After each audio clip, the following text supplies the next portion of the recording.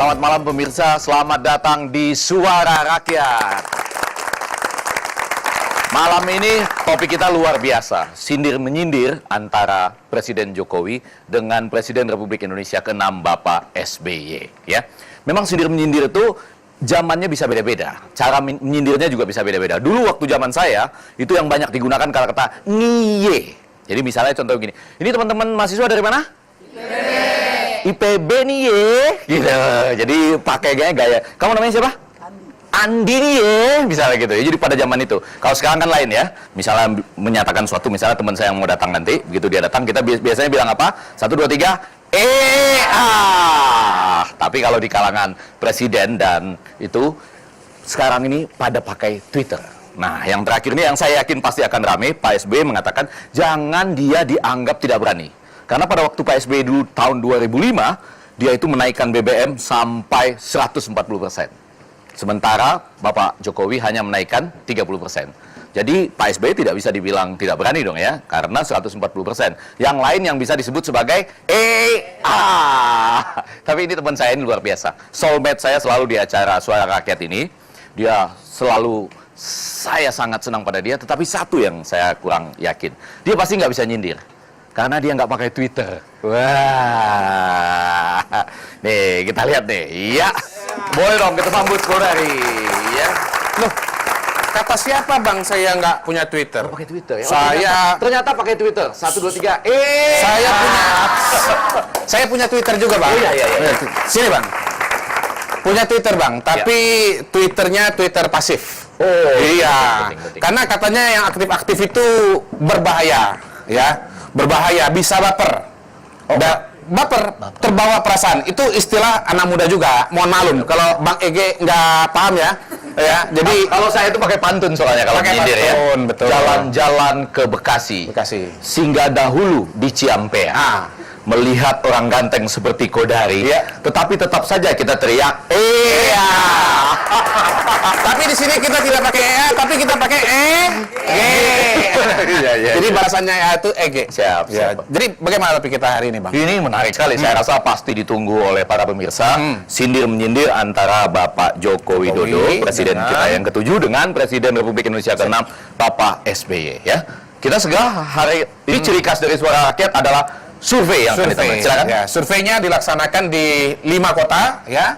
Di Jakarta, di Surabaya, di Medan, di Semarang, di Bandung. Survei ini bertanya kepada masyarakat lewat telepon, ya. Pertanyaannya, ya kita lihat akan muncul sebentar lagi. Ini di 5 kota ya? Di 5 kota, kecuali dilaksanakan oleh Indo. Betul, ya.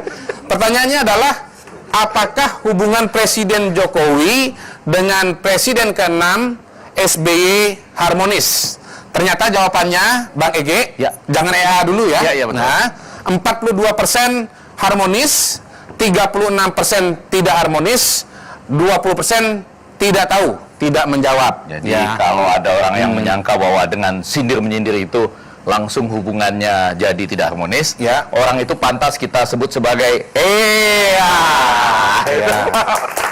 Ternyata harmonis, Pak. Harmonis, kurang lebih terbelah juga. Ya, jadi ada yang bilang harmonis, ada yang bilang, ada juga kalau kata anak muda sekarang gelap.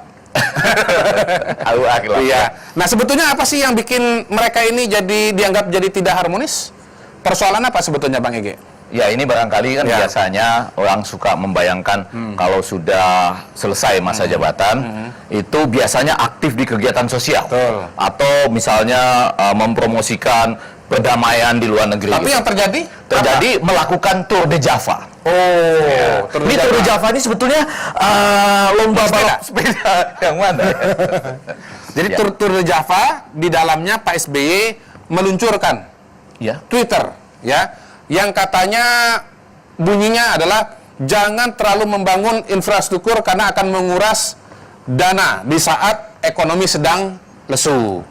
Nah, itu kemudian beberapa hari kemudian Pak Jokowi datang ke Hambalang yang dulu itu rencananya menjadi pusat pelatihan olahraga, dan ternyata di sana tumbuh banyak ilalang. Jadi ilalang di Hambalang, ya. Dan Pak Jokowi mengatakan, saya sedih karena melihat Hambalang ini mangkrak gitu.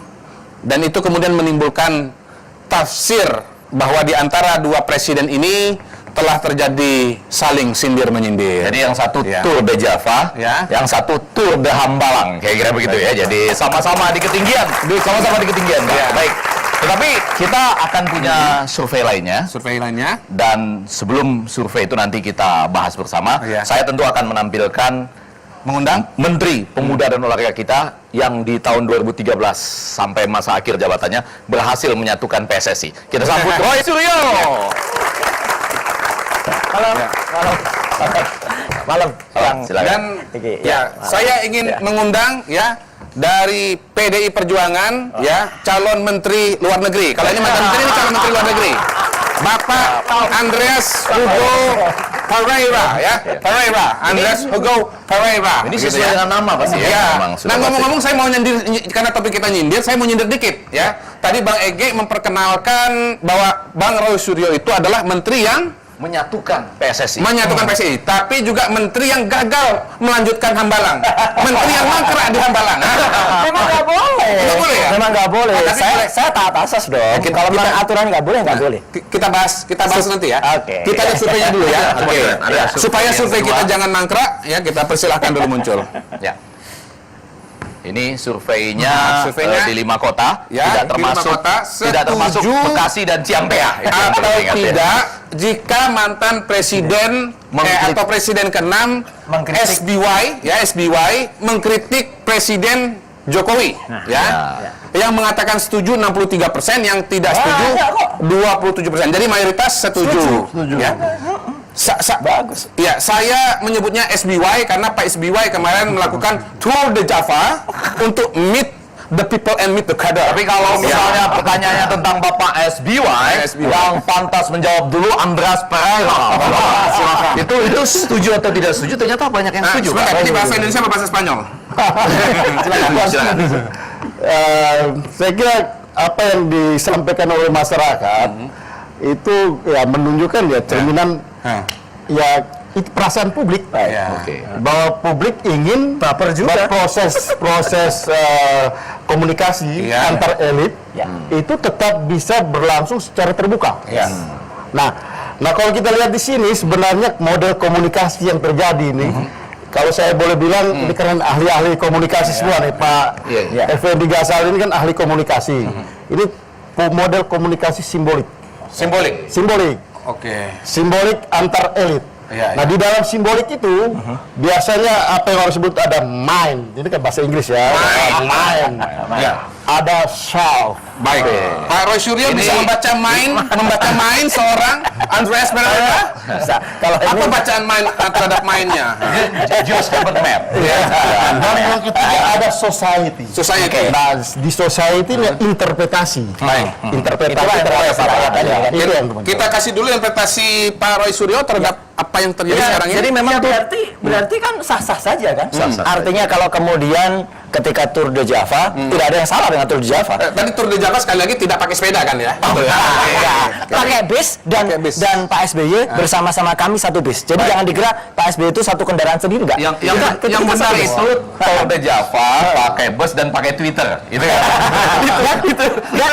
dan disitulah sebenarnya kita menerima tadi. Jadi menerima aspirasi, kemudian memberi solusi. Tapi ketika menerima aspirasi itu terus banyak, termasuk soal bola. Ya, jadi gini, nanti habis saya ini cerita kenapa kita ingin kemudian melihat cerita apa bola. reaksi rakyat kalau setuju terhadap kritikan itu, apa alasannya, Ya. kalau tidak setuju apa alasannya. Jadi para pemirsa jalan-jalan ke Bekasi singgah dahulu di Ciampea. Para pemirsa tetap di sini karena kita masih di Suara Rakyat.